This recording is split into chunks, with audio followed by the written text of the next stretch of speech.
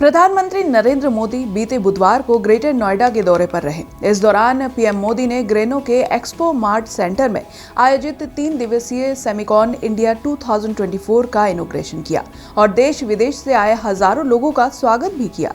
PM Modi ने संबोधन के दौरान कई बड़े ऐलान भी किए। चलिए जानते हैं पीएम मोदी ने इस दौरान क्या बड़े ऐलान किए, साथ ही ग्रेनो में चलने वाले इस 3 दिवसीय कार्यक्रम में क्या खास हो रहा है, इस पर भी एक नजर डालेंगे।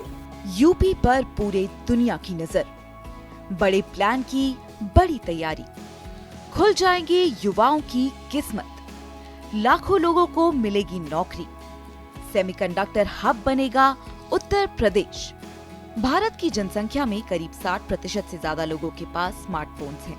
आज से 1 दशक पहले भारत मोबाइल इंपोर्ट में सबसे आगे था, लेकिन आज ये स्थिति बदल गई है।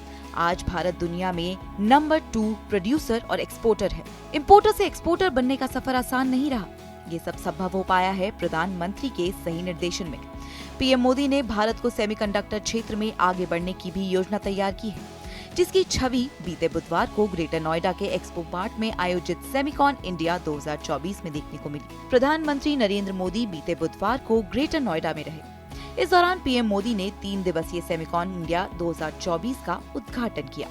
इस दौरान एक्सपो मार्ट में आयोजित एक एग्जीबिशन का पीएम मोदी ने निरीक्षण भी किया। पीएम मोदी सड़क मार्ग के रास्ते यहां तक पहुंचे।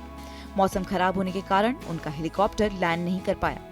ग्रेटर नोएडा एक्सपो मार्ट में आयोजित 3 दिवसीय सेमिकॉन इंडिया 2024 के उद्घाटन को संबोधित करते हुए पीएम मोदी ने सीएम योगी की जमकर तारीफ भी की। संबोधन के दौरान पीएम मोदी ने कहा कि इस खास कार्यक्रम का मकसद यूपी को सेमीकंडक्टर के निर्माण का हब बनाना है। पीएम ने कहा कि सेमीकंडक्टर क्षेत्र में भारत वैश्विक जिम्मेदारी समझते हुए आगे बढ़ रहा है। सेमीकंडक्टर ही डिजिटल युग का आधार है। वो दिन दूर नहीं जब ये उद्योग हमारी बुनियादी आवश्यकताओं का भी आधार होगा। पीएम मोदी ने कहा कि इलेक्ट्रॉनिक सेंटर को $500 बिलियन तक पहुँचाना हमारा लक्ष्य है। इस दशक के अंत तक यानी कि 2030 तक भारत के युवाओं के लिए 60 लाख जॉब क्रिएट होंगी। पीएम मोदी ने कहा कि आज का युग सिलिकॉन डिप्लोमेसी का युग है।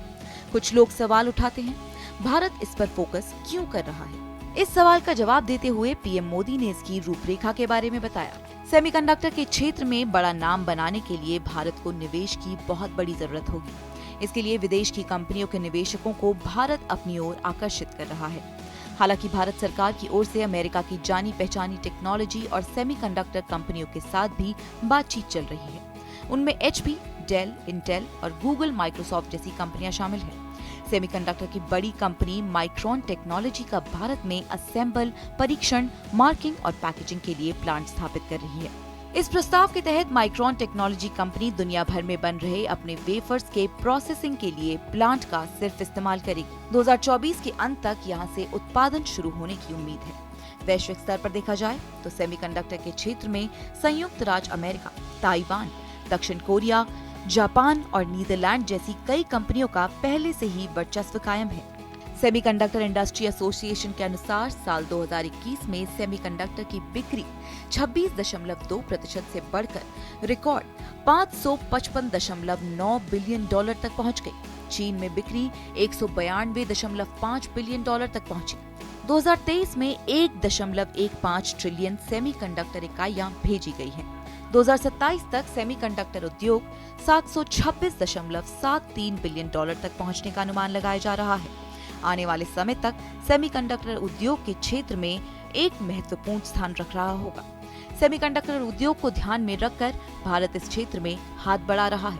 आपको बता दें कि यमुना अथॉरिटी क्षेत्र में प्रदेश का पहला सेमीकंडक्टर पार्क विकसित किया जा रहा है।